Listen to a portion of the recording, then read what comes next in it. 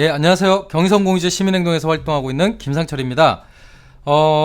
지난 11월 29일에 유시민 노무현재단 이사장이 유튜브 방송을 통해서 굉장히 재미있는 이야기를 했습니다.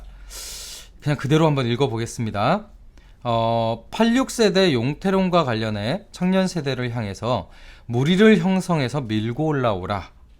그 무리를 대표하는 지향과 이상, 문화를 들고 쳐들어와라 라고 말했다고 합니다. 그러니까 이 이야기는 사실은 맥락이 있는 거죠. 우리 모두 알고 있는 맥락이 있는 겁니다. 소위 조국 사태를 통해서 보여준 86세대가 갖고 있는 어떤 개인적인 위선이나 혹은 그 도덕적인 불감증에 대한 어떤 사회적 혐오들이 존재하는 거고, 그리고 이 부분에 대해서 소위 86세대 전반이 갖고 있는 어떤 무감각에 대한 사회적 비토가 굉장히 큰 상황에서 이 얘기를 한 겁니다.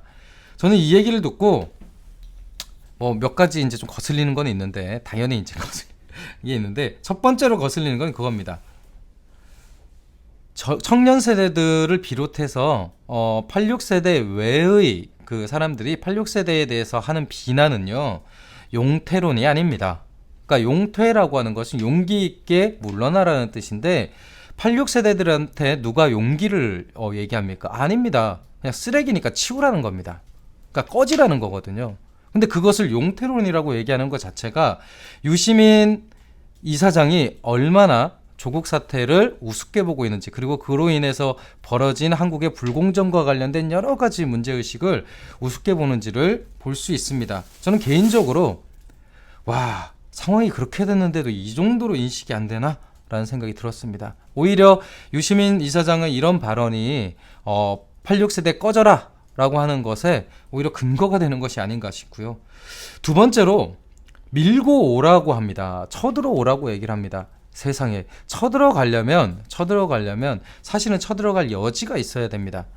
한 가지 재미있는 지표를 말씀을 드리겠습니다. 역대 총선 연령별 당선인 수입니다. 17대 지역구 선거, 이 17대 선거가 뭐냐면 소위 노무현 탄핵 이후에 나왔던 소위 탄도리들이라고 불리는 국회의원이 많이 나왔던 데인데요. 이때 40대 미만의 당선인이 23명이었습니다. 그리고 19대 지역구 선거 때 40대 미만이 3명이었습니다. 그러면 20대, 지금 국회의원들인 거죠. 20대 지역구 선거 때 40대 미만이 1명입니다. 이 얘기가 뜻하는 것이 뭘까요? 기본적으로 40대 미만의 젊은 세대들이 정치적 대표성이라고 하는 측면에서는 거의 바닥이라는 것을 뜻합니다. 곰곰이 생각을 해보죠. 이게 쳐들어가지 못해서 생기는 문제인가요? 그렇지 않습니다. 하다못해 지금 집권 여당인 민주당 내에서도 대학생위원회나 청년위원회 등 민주당의 당적을 갖고 굉장히 고군분투하시는 분들 굉장히 많습니다. 근데 왜 이들이 국회에 진출하지 못하느냐? 결국에 그 자원을 나누는 권한들을 소위 86세대를 위시한 기성세대들이 갖고 있기 때문에 그렇습니다. 그러니까 지금 유시민 이사장이 얘기하는 쳐들어오라라고 하는 얘기는요, 말 그대로 들으면 역시 좀 더 자신감 있게 뭔가 밀어붙여 라고 하는 응원하는 얘기처럼 들리지만 그렇지 않아요. 자기는 7, 80년대에 학생운동을 했던 경력 하나로 손쉽게 지붕 위로 올라가서 그 자기가 올라갔던 사다리를 걷어차놓고 그 위에서 조롱하고 있는 겁니다. 올라올 테면 올라와봐 라고 얘기를 하는 거죠. 오히려 솔직하게 얘기하려면 자신들이 그 자리에 있는 것처럼 청년 세대들도 자기네들한테 화염병을 던지고 돌을 던져서 타도시켜라고 얘기하는 게 맞습니다. 우리는 물러날 생각이 없으니까 전두환이나 당시 노태우처럼 스스로 물러날 생각 없으니까 자기네들이 했던 것처럼 타도를 시키라고 얘기하는 게 맞습니다. 그런데 용태라니요, 이런 말도 안 되는 주장을 하고 있습니다.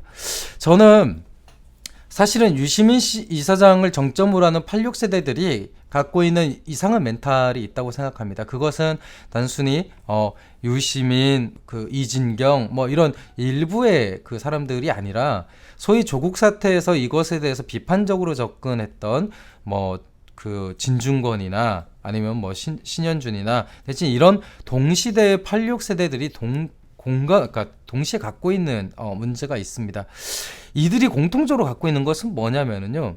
조국 사태에서 벌어진 여러 가지 문제들을 대부분 개인적 문제로 생각한다는 겁니다. 그러니까 개인의 도덕적인 문제로 생각을 한다는 겁니다.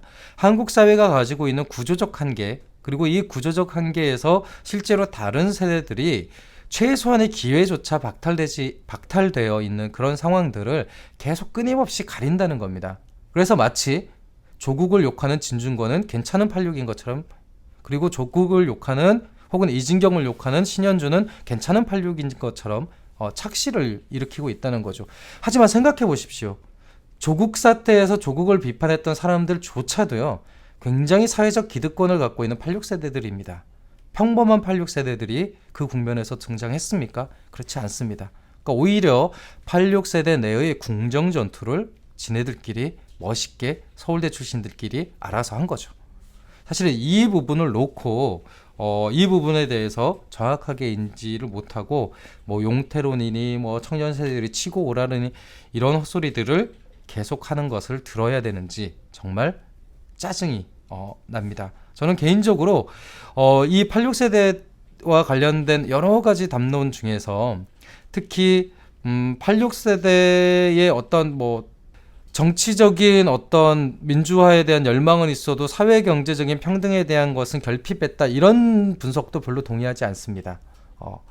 왜 그러냐면 실제로 사회 경제적 구조에 대한 불평등에 무감한 것은 86세대만의 특징이 아니라요, 전 세대를 막론하고 기득권들의 특징이기 때문에 그렇습니다.